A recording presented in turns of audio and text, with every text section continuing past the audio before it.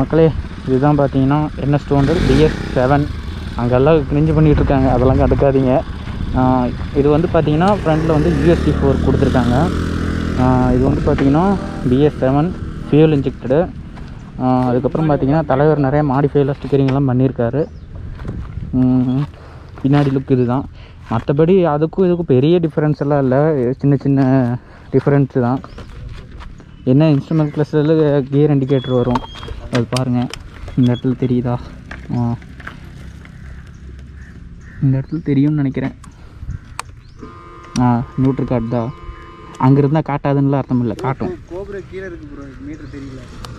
அதுக்கப்புறம் பார்த்தீங்கன்னா USB 4 இந்த இடத்துல தெரியுதா பெருசா? ஆனால் நல்லாயிருக்கு பார்க்குறக்கு. மற்றபடி பெரிய டிஃப்ரென்ஸ் எல்லாம் ஒன்றும் இல்லை. நம்ம அப்படியே வண்டி எடுத்துகிட்டு போக ஆரம்பிக்கலாம். பேர் வந்து ஹினாட்டா. E20 பெட்ரோல்லாம் கொடுத்துருக்காங்க. ஓகேங்க, நம்ம அப்படியே வண்டி எடுக்கலாம். நம்ம அப்படியே கிளம்பலாம். எடுத்துக்க ப்ரோ. சவுண்டு கேளுங்க, BS7 சவுண்டு. இதுதான் BS7ஓட சவுண்டு.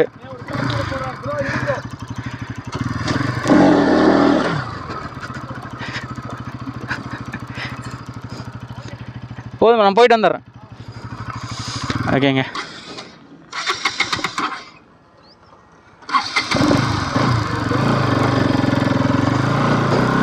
ஐயோ, அந்த BS4 NS200 ஓட்டிட்டு இதை ஓட்டுறதுக்கு ரொம்ப கீழாப்பில் இருக்குங்க. ஆனால் நல்லாயிருக்கும்னு நம்புகிறேன்.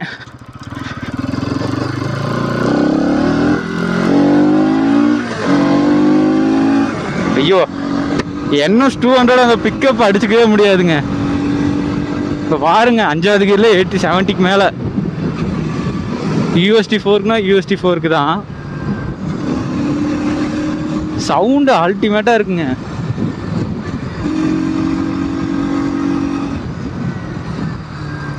அருமையான பவரெல்லாம் கம்மின்னே சொல்ல முடியாது. 200cc மேலேயே பவர் கொடுத்துருக்காங்க.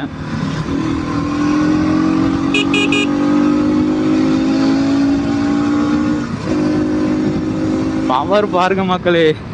ஐயோ, பவர்னா பவர், அப்படி இப்படி பவர் இல்லை. தி மான்ஸ்டர் ஆஃப் 200cc சும்மாவா?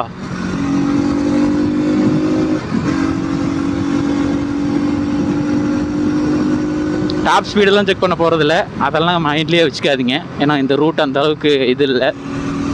நம்ம சும்மா ரைட் ரிவ்யூ எவ்வளோ எப்படி இருக்குது அதை மட்டும் நீங்கள் என்ஜாய் பண்ணுங்கள். ஆனால் ஓட்டுறதுக்கு நல்லா கம்ஃபர்ட்டாக இருக்குது. இன்னும் கொஞ்சம் கீழே குனிஞ்சு ஓட்டுற மாதிரி இருக்குது. நம்ம வண்டி பழைய வண்டி ஓட்டுற மாதிரி இருக்குது.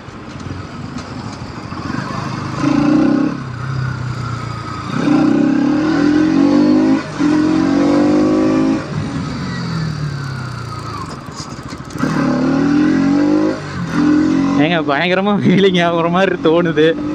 ஆனால் வீலிங் ஆகாது, நான் ஆக விட மாட்டேன்.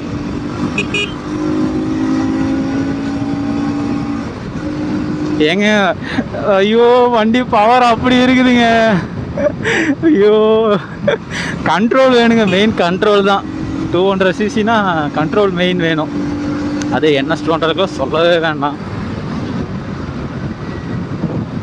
ஓகே, நம்ம அப்படியே யூட்டன் அடிச்சிருவோம், ரொம்ப போக வேண்டாம். USD 4 அப்படியே இறங்குது.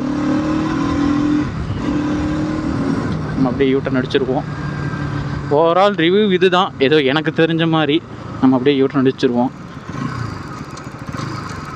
கியர் இண்டிகேட்டர் பொசிஷன் உங்களுக்கு தெரியும்னு நினைக்கிறேன்.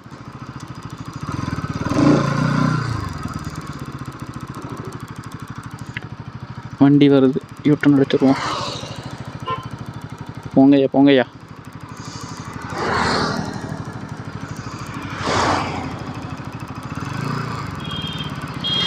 பாலத்துக்கிட்ட போய் யூட்டன் அடிச்சுக்கலாங்க.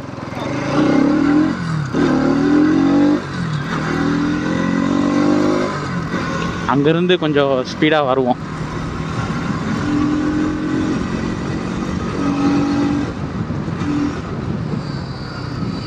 இங்கே பாருங்க, பிரேக்கிங் பாருங்க, அப்படியே இறங்குது. யூட்டன் அடிச்சிடலாமா? அடிச்சிருவோம் இந்த இடத்துல.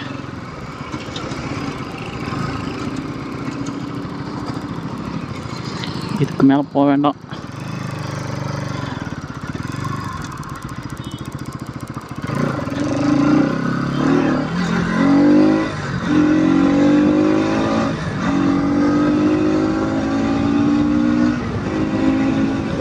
இந்த 7000 RPMக்கு மேலே தலைவரை கையிலேயே பிடிக்க முடியாது.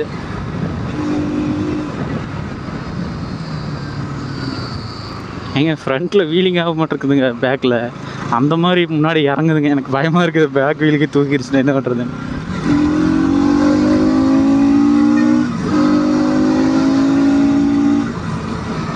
விரட்டி ஓட்டலாம் நல்லா, ஆனால் பவரு சும்மா அப்படி இருக்குது. சவுண்டும் பயங்கரமாக இருக்குது.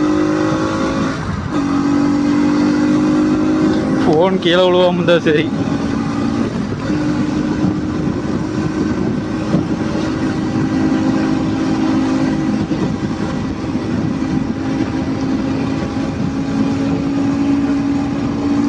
ஹண்ட்ரடுங்க, போதும் போதும் போதும் போதும் போதும். அளவுதான் அளவுதான். 100ல் போகிற ரூட்டெல்லாம் இது இல்லை. அங்கே வெயிட் பண்ணிட்டு இருப்பாங்க.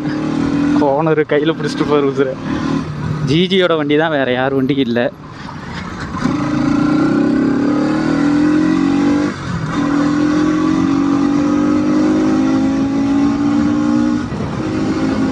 ஏழாயிரம் RPMக்கு மேலே போச்சுன்னா வண்டி திணற ஆரம்பிக்குதில்ல, திணறுங்கிறது இல்லை.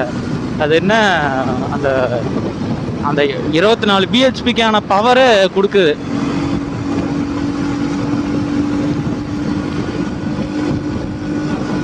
எனக்கு ரொம்ப கீழே இருக்கிற மாதிரி இருக்குங்க.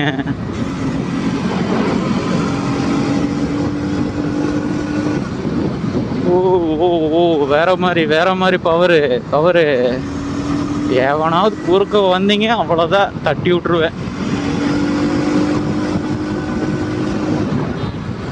பயங்கரமாக இருக்கு. கேமரா வேறு என்ன ஆகுதுன்னு தெரியல.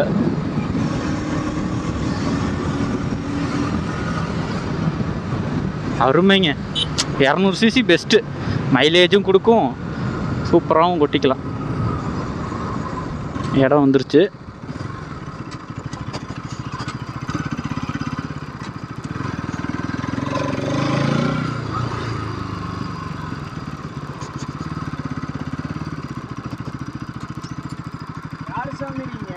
ஏன்